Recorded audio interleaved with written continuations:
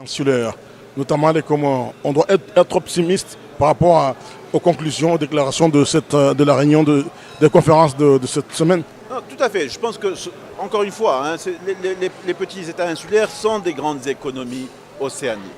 Elles ont de nombreuses richesses.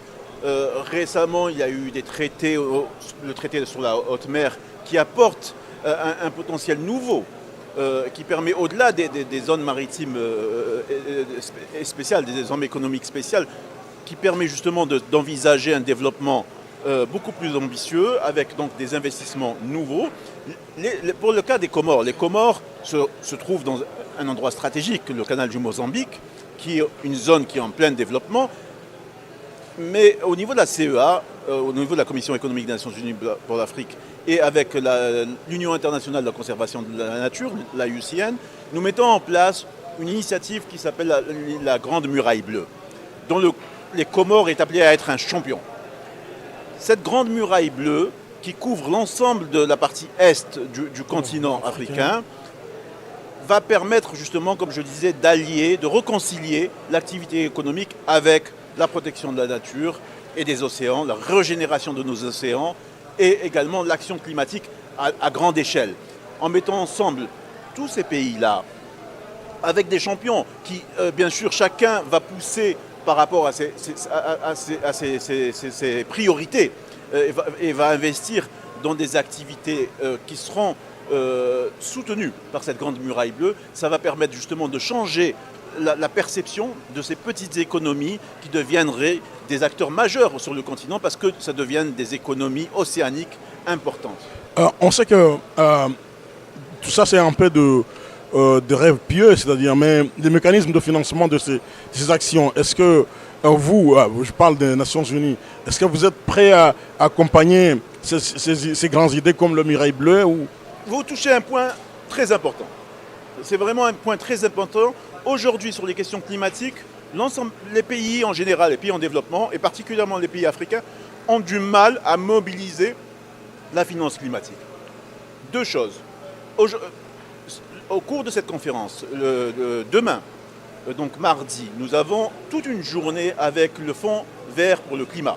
Nous avons pu mobiliser nos collègues du Fonds vert pour le climat pour venir ici travailler ensemble avec les Comores, mais tous les pays de la Grande Muraille Bleue, ensemble pour faire une requête collective.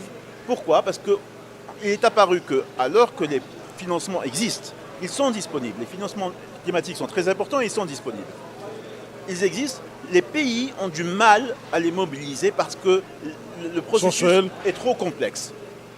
Et le Fonds vert le reconnaît.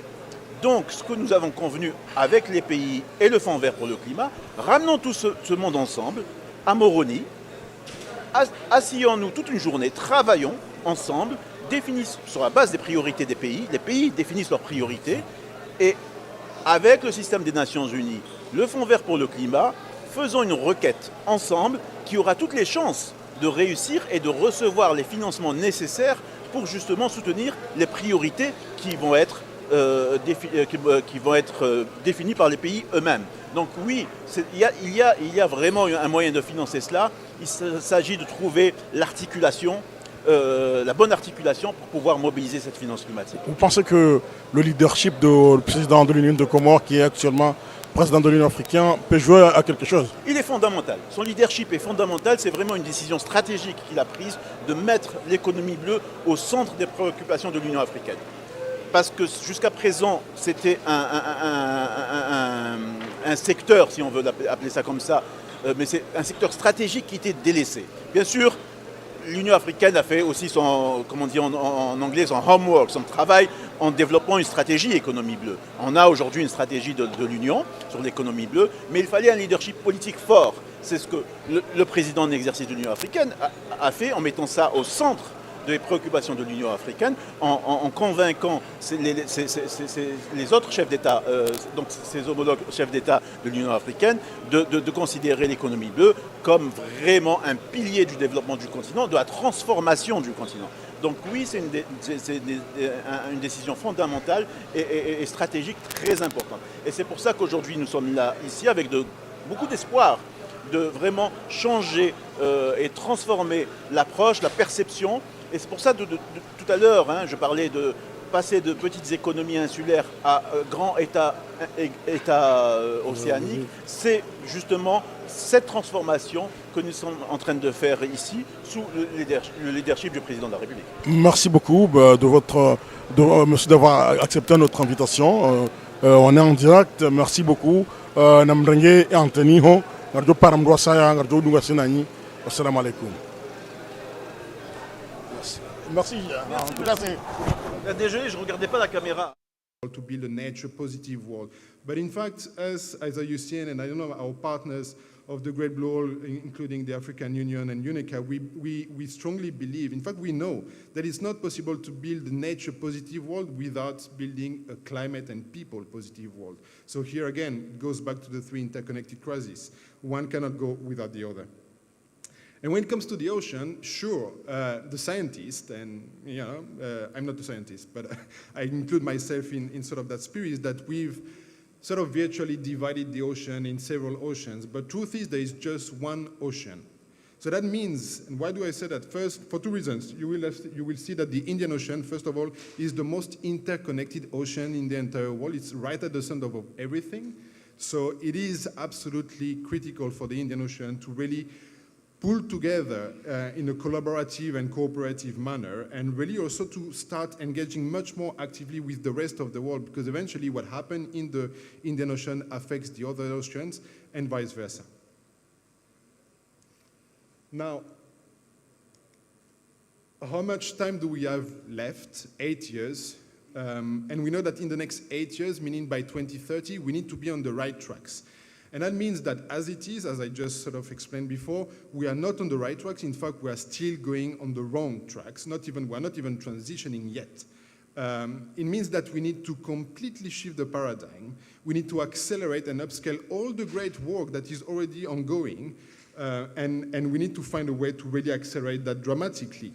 And for us, one of the critical ways to do that is, of course, to develop an action-focused pathway, an ocean of opportunity which already exists, and unlock it by securing the highest level of political leadership. I mean, this is literally why we have presidents and heads of state. It's in their term of reference. It's in their job description to lead this type of transformation at that scale and at that speed, and to unlock an unprecedented level of public and private funding. Here we're talking about billions, if not trillions of dollars. To be able to actually accelerate and scale up such a transition towards a blue future. And that's very humbly what the Great Blue Wall is trying to achieve, at least to be part of and to contribute to. And the way that we intend to sort of support the partners and the countries and the Western Indian Ocean, the way we are sort of gearing up to achieve that is by supporting the establishment by 2030 of a connected network of regenerative seascapes. Now, just to be clear, the Western Indian Ocean, as much as it was the crib of the Great Blue Wall, does not mean it should be its limit. And in fact, we know that other countries here in the room are joining, are very, very interested to really support, together with the African Union, UNECA, and other partners, to really expand this at the Pan-African level, and we are committed to also support such an effort.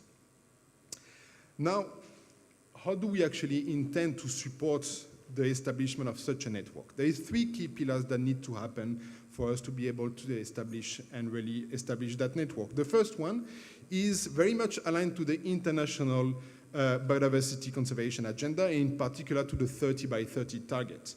We all know that as it is, in particular in the Western Ocean, we are still very far, in fact, around globally, we are very, very far from hitting the 30%. So we need to find ways and disrupt, in fact, the ways that we've been establishing those marine protected and conserved areas. So not only do they actually deliver positive outcome for biodiversity, but also for people and climate. I'm just going to elaborate a bit more on this, on how we're actually gearing up to establish those large-scale seascapes. The second pillar is much more aligned with the climate change agenda, and in particular in supporting the countries in achieving net gain of critical blue ecosystems. Here we're going to talk about mangroves, seagrasses, corals, coastal forests, To be very clear, here net gain, it's compared to 2020. That means that at the very least, we should have at least one mangrove more than we used to have in 2020. It might seem not much, but in fact that means that we need first to stop the degradation trend, and we need to considerably reverse the trend and restore so that by 2030 we achieve net gain, and we are on the right tracks to achieve full restoration of our blue natural capital in the next decades. And the third pillar, which is about blue economy, and in particular, here we're going to focus on what we call a regenerative blue economy that will produce positive outcomes for the people, for climate, and for biodiversity. And so here we want to be very deliberate in our focus on this and not to lose focus on other potential sectors. So, on parle justement de ces paysages marins ou regenerative seascape en français, en anglais, pardon. Là, l'intention, c'est véritablement d'aider les pays de la région, et donc la région de manière générale, justement à mettre en place des aires de conservation qui vont permettre non seulement de protéger la biodiversité et de la restaurer, mais en fait, et aussi de manière très importante, de mettre au centre les populations locales et de protéger leurs moyens de subsistance et de vraiment les aider justement à développer des activités économiques bleues, donc qui ont lien avec les ressources naturelles liées aux océans et aux côtes, pour faire en sorte qu'ils soient les premiers bénéficiaires, mais aussi les premiers managers de ces aires de conservation. C'est extrêmement important. Cela veut dire qu'on ne va pas mettre sous coupole 30% de l'océan d'ici à 2030 et qu'on va expulser les communautés locales, les pêcheurs. Bien au contraire, c'est plutôt on va mettre en place des mécanismes qui vont protéger leurs besoins, leurs activités économiques, et on va même pouvoir les promouvoir d'une manière bien sûr compatible aux objectifs de conservation de la biodiversité et aux objectifs climatiques. Pourquoi ? Parce que non seulement, bien évidemment, ils sont les premiers impactés par le changement climatique, mais aussi leurs moyens de subsistance sont directement liés à la bonne santé des ressources naturelles, côtières et marines, et ils seront donc les premiers bénéficiaires justement à avoir accès à ces ressources-là.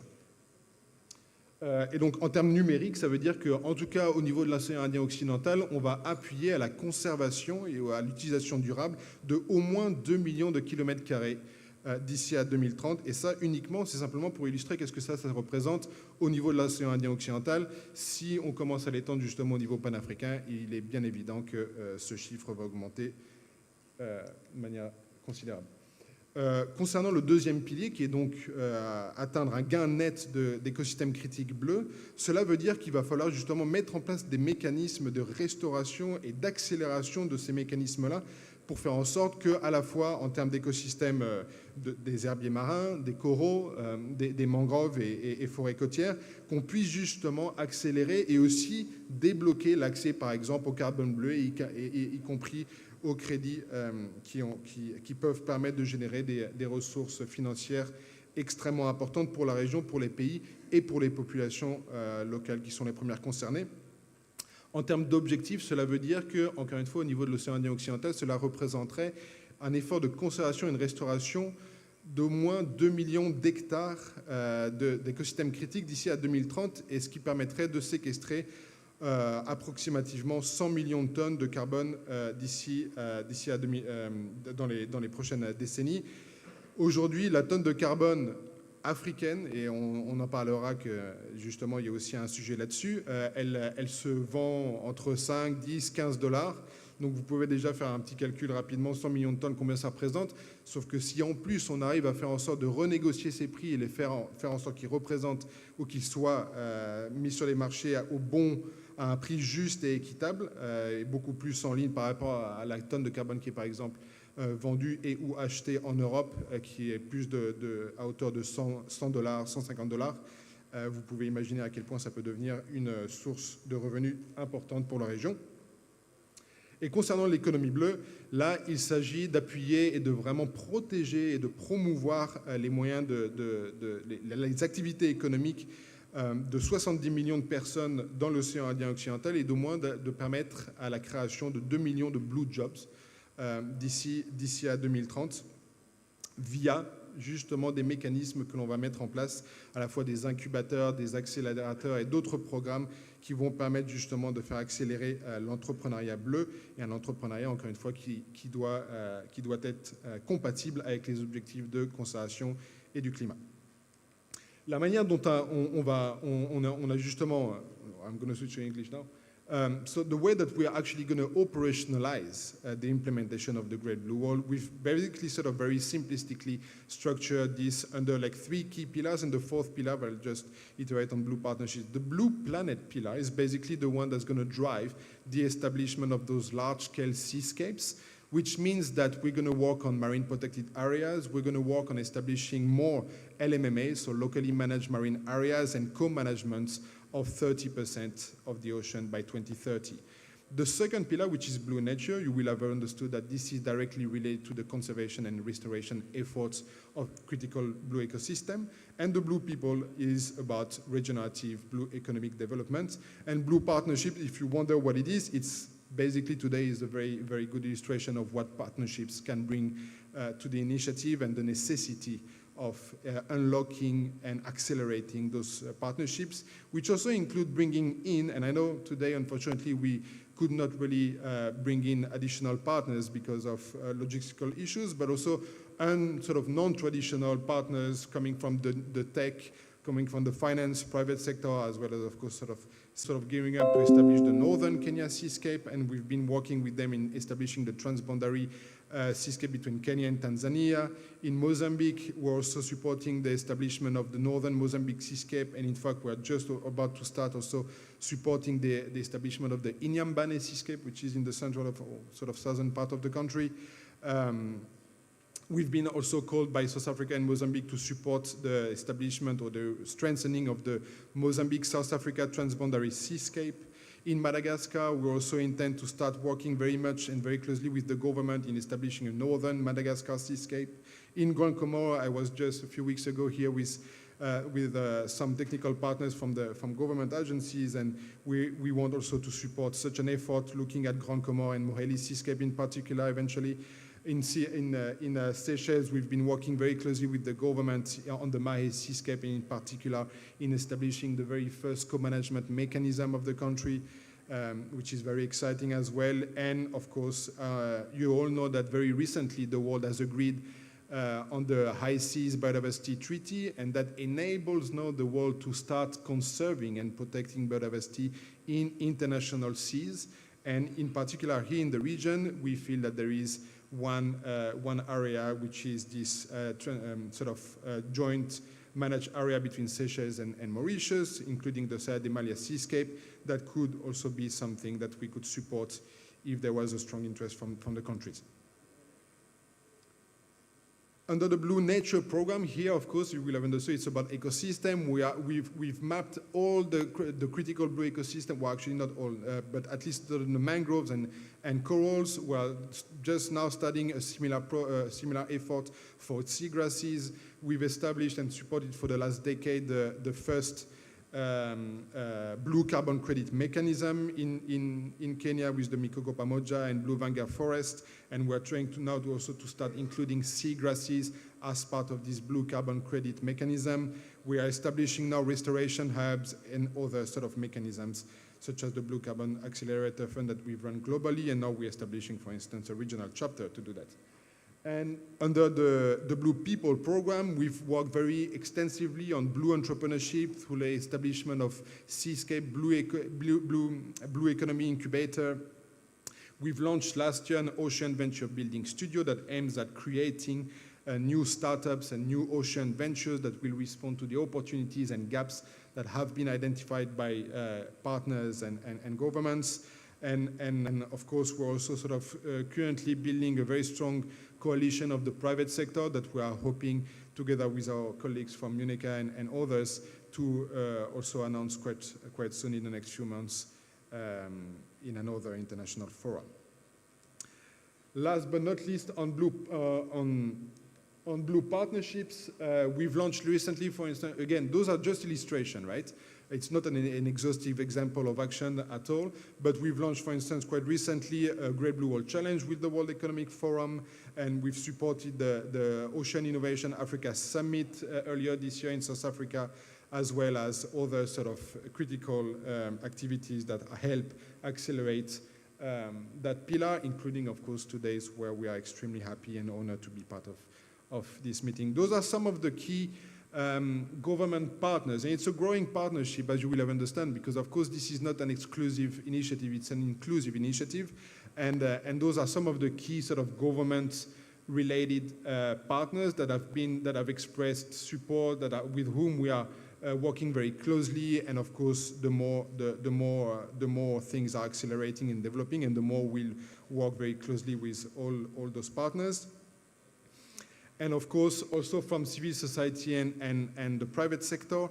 Those are only sort of some of the logos of some of the very important partners from civil society with whom we've been working very closely. And I just want to acknowledge that part of those, actually, there is someone who flew all the way from Canada, Geneviève from Mission Inclusion. And thank you for joining us today. So I'm going to stop here because I don't want to lose you, and I think I've already talked a bit too much. But it goes without saying that we would be delighted, myself, of course, our partner from UNECA, Nassim, to respond to any further questions and, have bilaterals or multilateral meetings with you to sort of further discuss this. And I think that's it. I hope I was not too long. Thank you so much.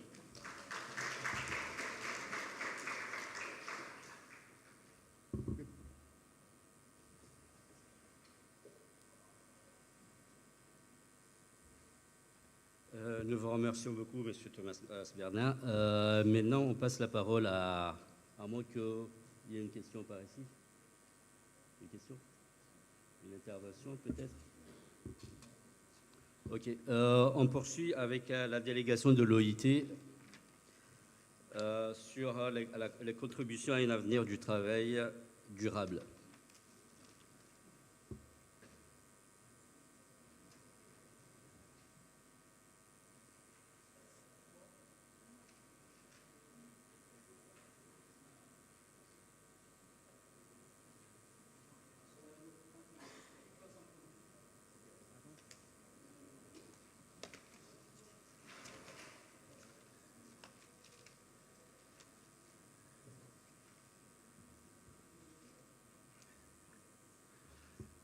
Good morning, delegates, distinguished delegates, ladies and gentlemen. On behalf of the ILO, thank you for the invitation to be here for this very important initiative. My name is Gary Reinhardt. I'm based in Pretoria, South Africa, part of our technical team there. The ILO, for those of you that don't know us, is a tripartite organization made up of workers' representatives representing unions, private sector representatives, and governments. We're unique within that. So we like to do things in three. So we have three presentations. We'll keep them short because time has been compressed within the conference. So we'll try and keep it short and practical. So I think in terms of, say, the ILO role within the blue economy space, I think you can move to the first slide. I'll go through these quite quickly. Please. Yeah, you can move to the le prochain. Oh, there is actually fantastic. There we go.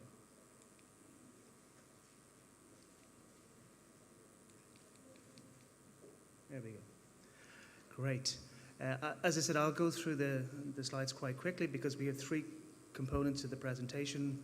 I'd like to just introduce you to the main kind of ILO approach.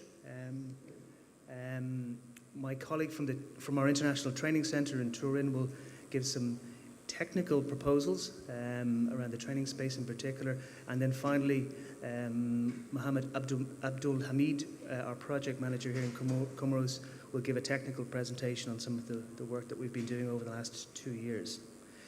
So from an ILO perspective within the blue economy space, obviously it's the social field, social labor area that we would see our kind of role in playing. That would involve obviously employment generation, decent work, rights, that space. social protection, critically important, skills and how skills are changing and the new types of skills needed for blue economy, green economy, dialogue, obviously extremely important, and finally health and safety. So they would be the 6 kind of areas I think that would cross-cut ILO interventions.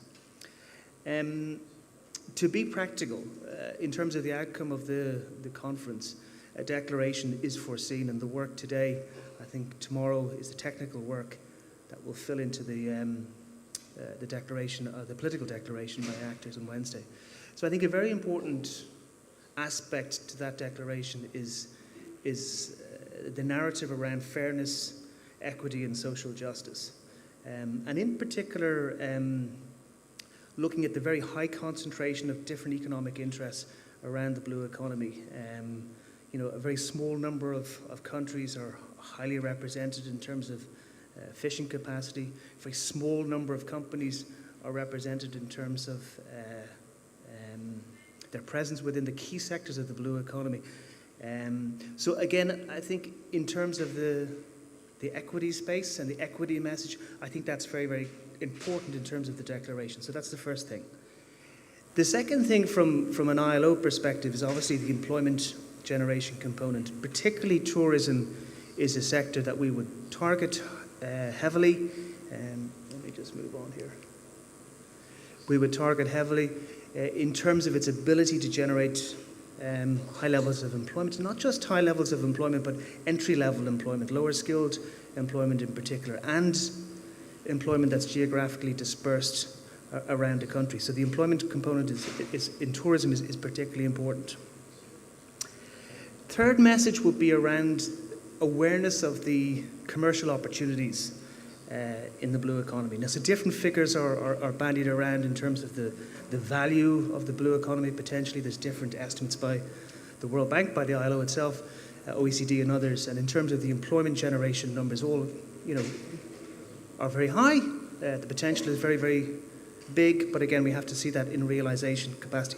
One of the constraints around the commercial engagement is a difficulty in giving quantifiable data for projects and the kind of risks involved in that. And I think one of the solutions there is increased dialogue with investors, with financial institutions, with lending institutions, and increased efforts to provide quantifiable data for projects to enable those investment decisions to be made. So there's the commercial potential is enormous, but there's a gap in terms of bringing the investors and bringing bankable projects to realization. So that's very, very important.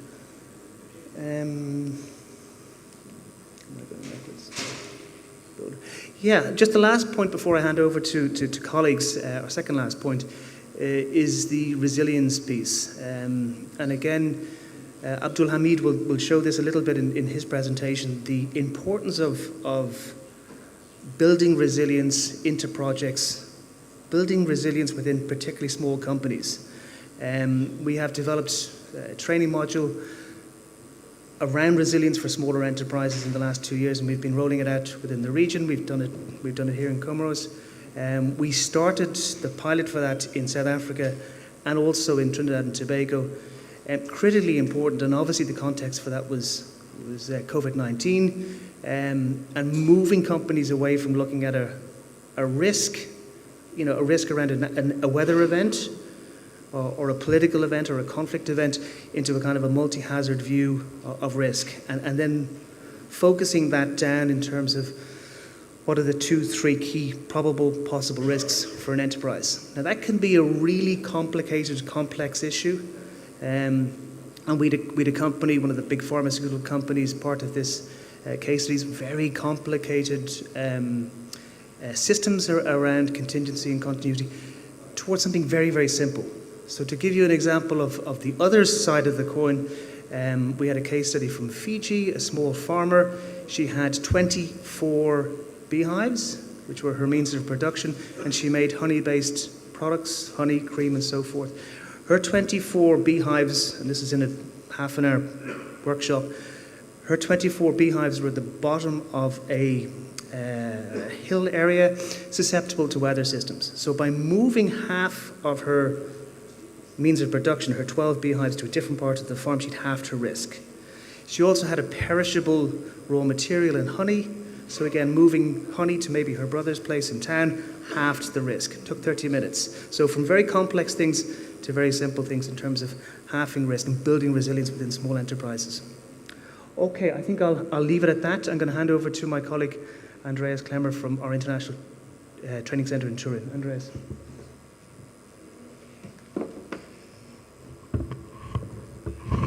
If you allow me, I'll put it on. I'm very tall, so I would have to bow here for half an hour. So very briefly, okay, I have to find the right distance. My name is Andreas Klemmer. I'm the Director Training, Global Director Training of the International Labour Organization, based in our International Training Center in Turin.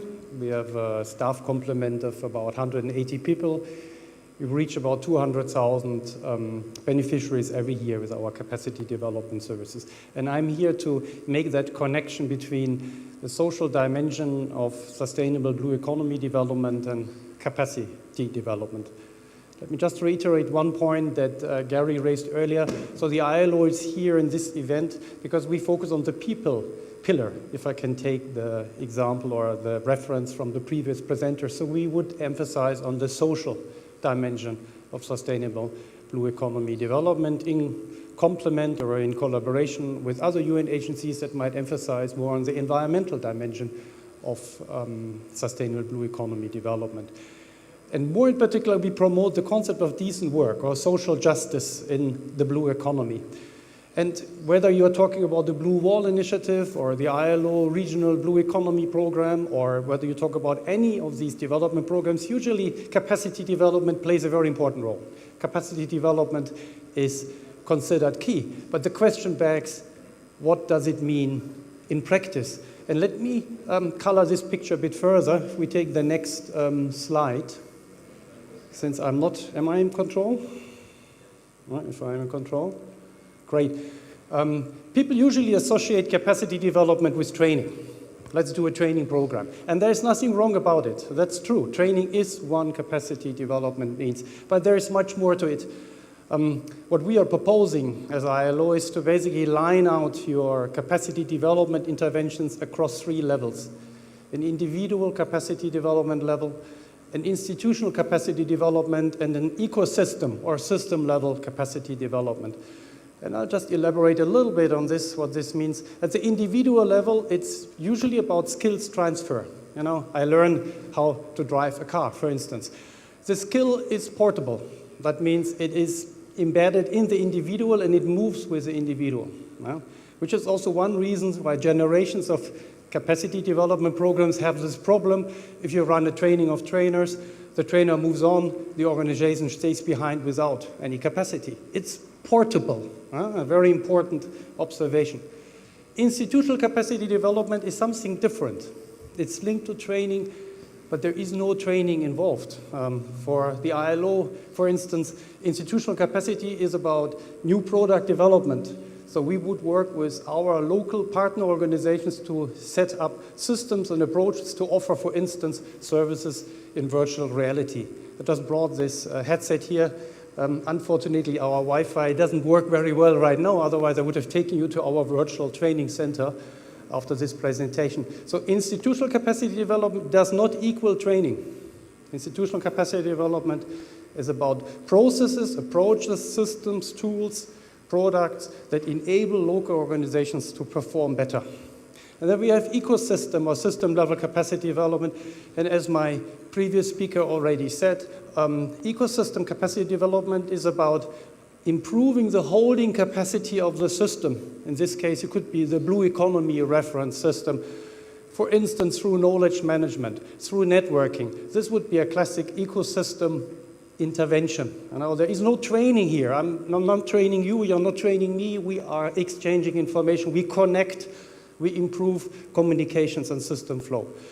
So when you design capacity development interventions to promote decent work in the blue economy, we would follow this blueprint. So we do not encourage the notion of a single level intervention or just a training seminar to combat a decent work deficit. It would have to be a combination. here this is laid out a bit more in detail. I'll share this presentation with you after this event. I would rather want to focus a little bit in the remaining 5 minutes that I have, what the differentiator is. When I look at this Blue Wall initiative, clearly connecting African island states across the region and beyond, you're looking at a program that needs to, in my view, leverage learning technology for development. A classic, let's do a seminar approach will not do the trick here. So differentiating a development cooperation program by harnessing what I call here learning for technology development. Accessibility, scalability, and impact are 3 criteria here, and I'm just using always this mobile first. A way of reaching people here in the blue economy would be by harnessing, for instance, training through mobile phones. That's the one thing you'll find invariably in every African island state. Everywhere in the world, there are more mobile phones now in the world than people, as you know.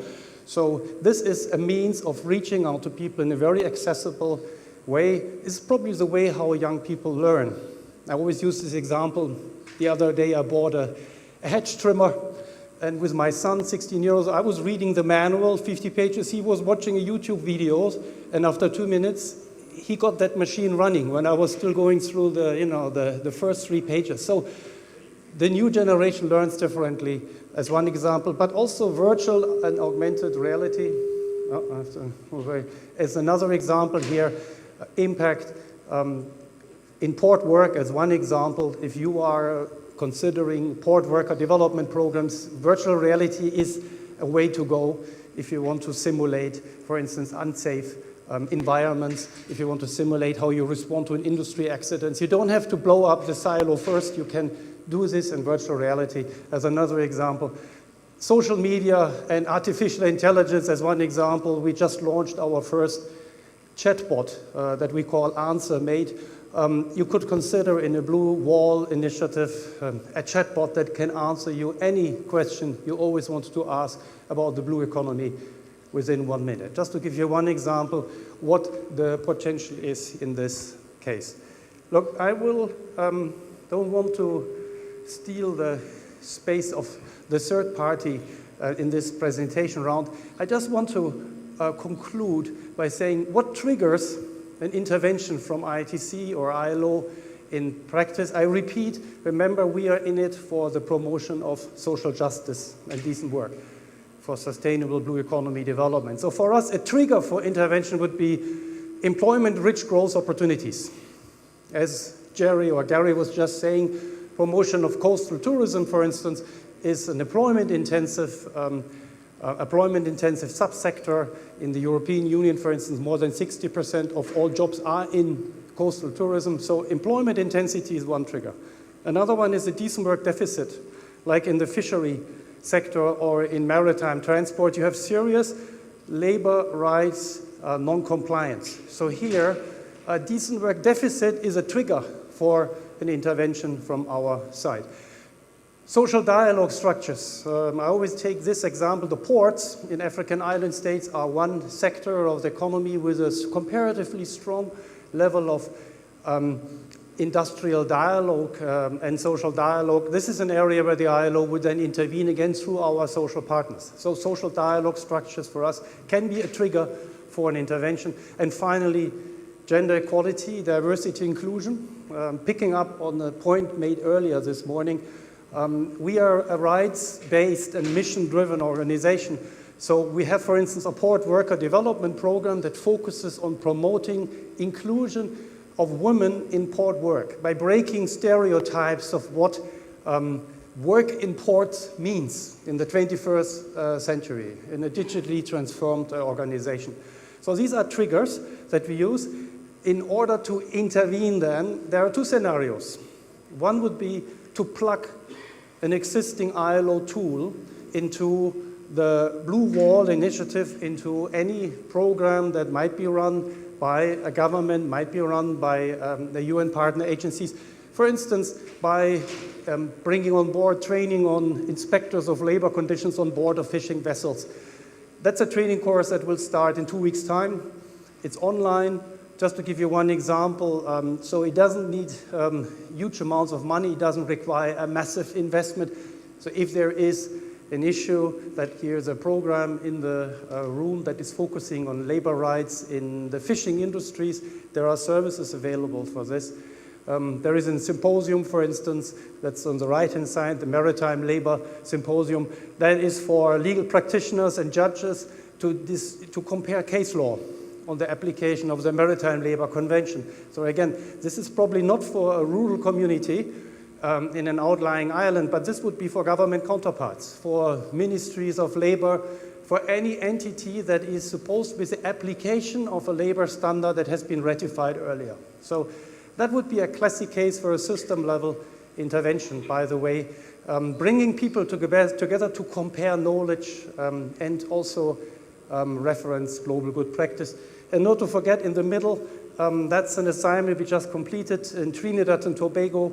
We ran an institutional assessment to assess the digital readiness of a local training center. So that would be an example for institutional capacity development, trying to bring local partner organizations along the digital transformation path a few steps further. This is scenario one, and scenario two is where I hand over to my colleague from our office here in the Comoros. That would be to bundle these activities across system levels in what we will call systemic capacity development projects. I just put I had put some outlines here on the slides, but rather than talking about it in theory and abstract terms, I would pass the microphone on now to Abdul Hamid in order to describe a very concrete project to promote capacity here in the Comoros using a systems level development or a systemic development approach rather, to give you a sense of what that means when we are declinating it through to the ground. Abdul Hamid, over to you. Merci.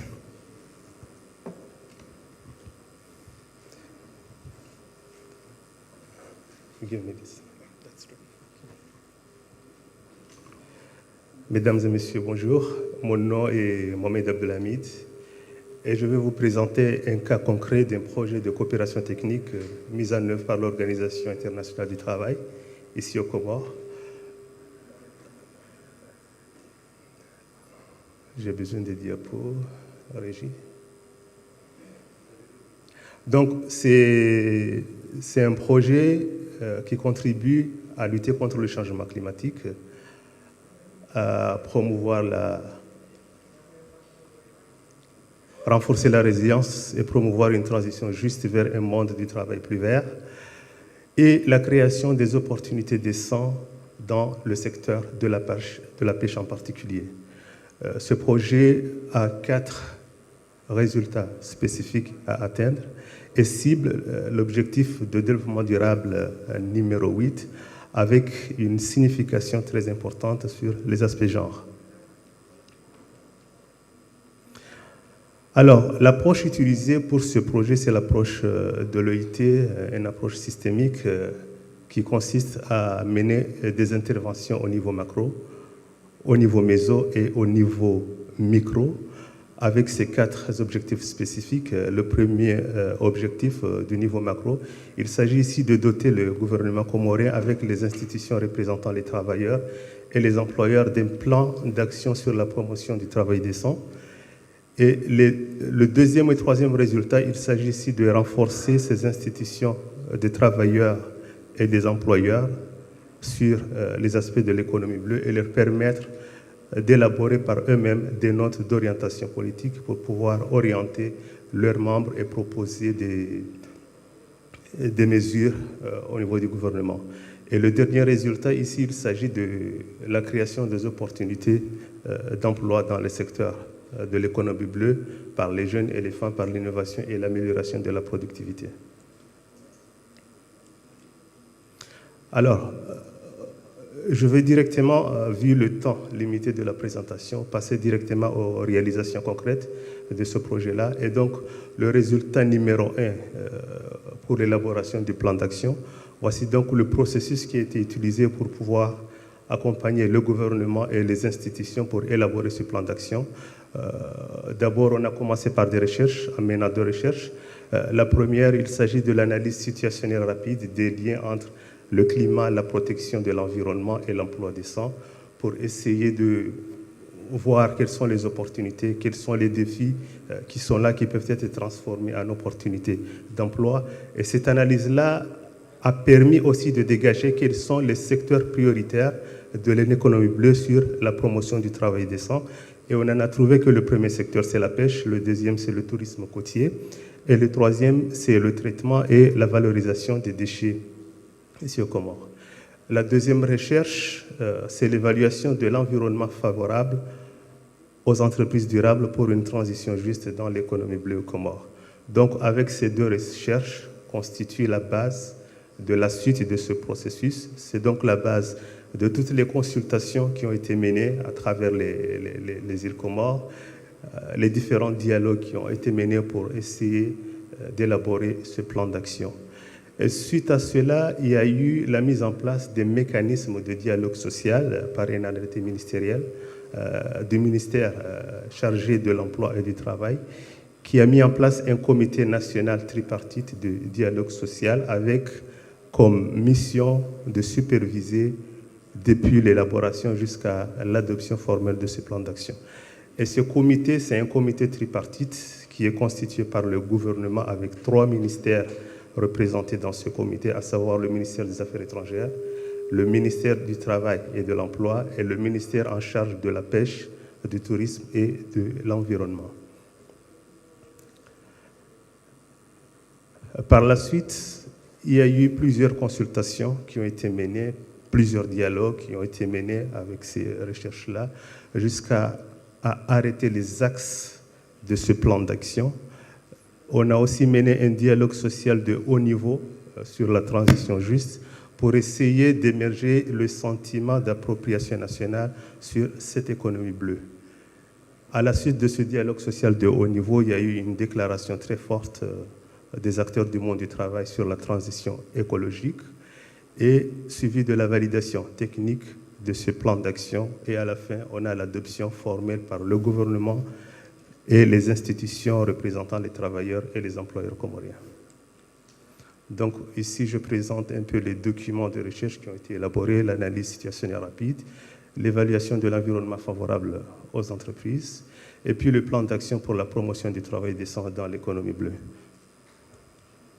Alors, quelques photos aussi, le jour du dialogue social tripartite de haut niveau, où ici on a la présence du ministre en charge du travail et de l'emploi, et aussi le ministre chargé de la pêche, du tourisme et de l'environnement, à la fois porte-parole du gouvernement. Et l'autre image, c'est le jour de l'adoption formelle de ce plan d'action avec la signature de la déclaration tripartite.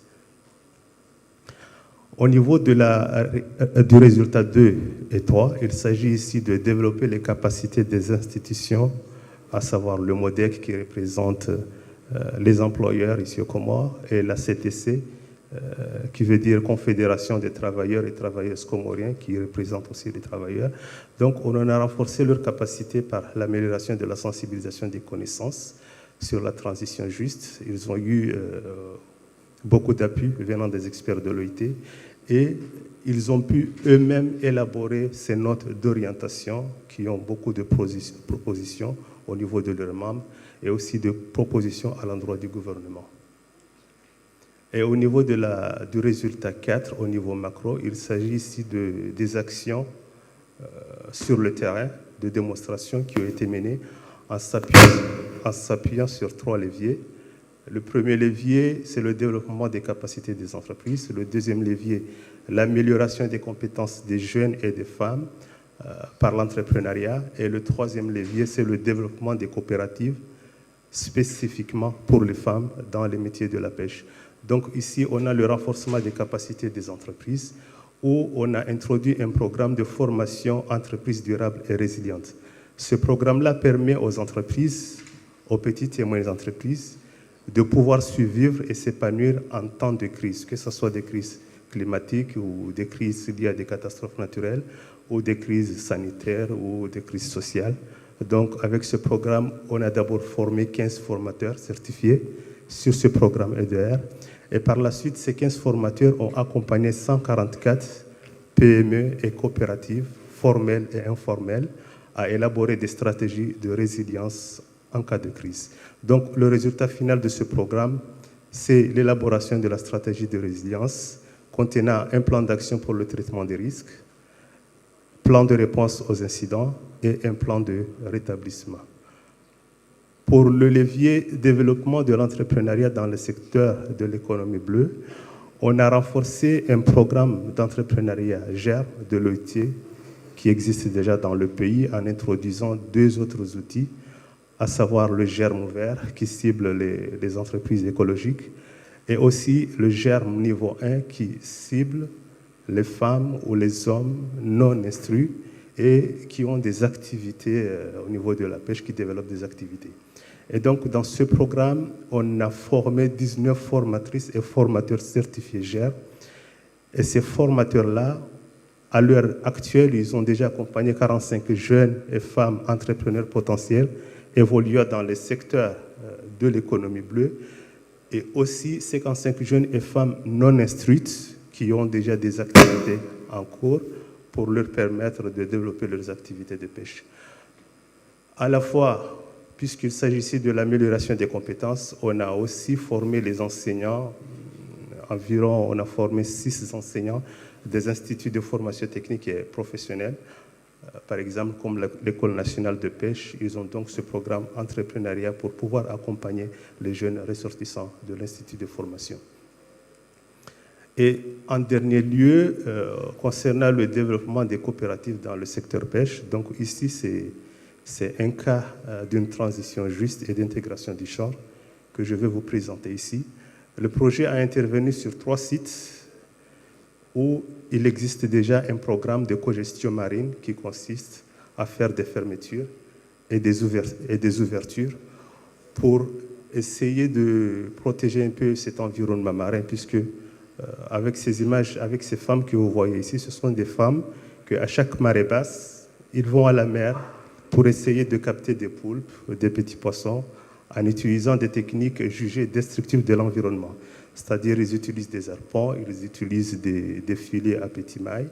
Et le fait qu'à chaque marée basse, ils vont à la mer, en marchant sur le récif, ils détruisent aussi le récif corallien. Donc, avec ce programme de cogestion marine, on a instauré des fermetures de 4 mois. Et pendant ces 4 mois-là, on n'a pas proposé des alternatives pour ces femmes-là. Et au moment de l'ouverture, vous pouvez voir la photo numéro 3 avec tous ces hommes qui affluent massivement.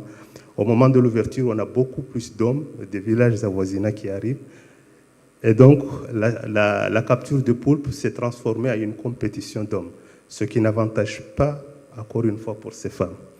Et donc, le projet a donc sélectionné toutes ces femmes-là, les a formées sur les techniques de séchage et de fumage. Ici, on peut voir un groupe de femmes en juin à l'École nationale de pêche. Il y a dans l'île de Moïli aussi des femmes du village de Barakani. Et ici, à la Grande Comore, des femmes du village de Malé dans la formation des techniques de fumage et de séchage de poissons. Par la suite, ces femmes-là ont été structurées en coopératives en utilisant des outils, les outils de l'OIT de création et de gestion des coopératives, accompagnées, équipées avec des fonds de démarrage jusqu'au lancement de leurs activités, jusqu'à la commercialisation de leurs produits. Donc ici, je vous présente ces coopératives-là. On a 4 coopératives de femmes qui sont déjà en activité à l'heure actuelle. Voilà, je vous remercie.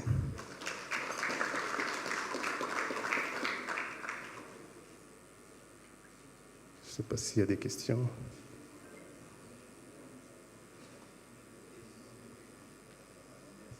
Nous vous remercions pour cette présentation. Je remarque qu'on est en avance par rapport au timing proposé. Je ne sais pas s'il y a des réactions, soit ici avec les officiels ou avec les experts. On vous donne la parole, puisqu'on est supposé finir à midi avant. Si parmi vous, les officiels, vous avez des remarques, des observations, des suggestions à proposer, ou dans l'auditoire, s'il y a des remarques à faire, c'est le moment, on a un bon quart d'heure. Sinon, on va aller au déjeuner, s'il n'y a pas de remarques. Chef. Ok, apparemment tout était parfait. Donc nous vous invitons au déjeuner dans la grande salle du resto. Merci, on se retrouve à 14h pour la suite sur la table ronde sur les spécificités des États insulaires africains. C'est à ce moment-là où il y aura l'ouverture officielle avec le ministre des Affaires étrangères. Nous vous remercions et à tout à l'heure. Bon appétit.